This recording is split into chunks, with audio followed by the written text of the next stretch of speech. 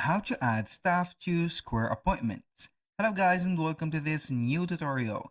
In today's video, I'm going to show you how you can access the Square Appointments and add some staff members to your team or to your account.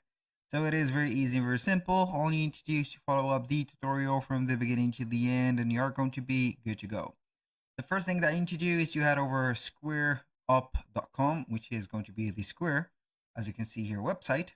Then you are going to type in, or you are going simply to see the services. And from here, we are going to see appointments. So you are going to select appointments. Then you are going simply to head over the account of yours. So you are going to sign in.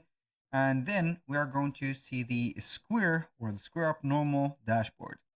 Now, what are we going to do is to see that we have here the Square Appointments pushing up right there. We are going to click on it and then we are going to get the menu of it. So basically we are going to have here the dashboard of Square Appointments.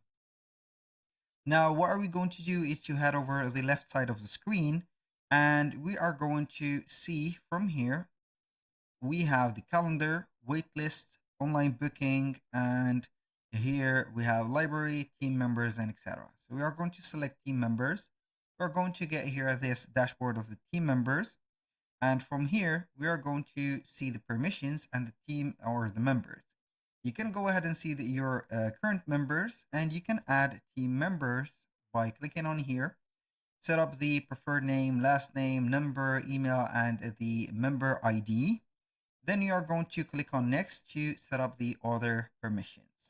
So we are going to set up some names here. So the next thing is to set up the job of that team member. So we have here some, as you can see here, jobs, titles, or suggestions for you that you have created already. You can create a new job right there by setting up the title and also the tip eligibility. And I'm going to select, for example, here, waiter.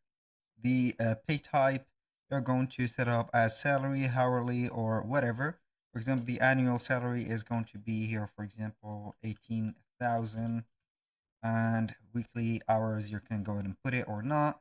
Here, you can go ahead and set up the earn tips eligibility, and then you can use some overtime exempt, for example, like that. You can add another job to it and etc. Then you are going simply to set up, for example, here, I'm going to put 18 as the thing. Then you are going to assign the permissions. For example, team permission, service provider. I'm going to set it up as team permission. So it is going to have here all the permission nearly.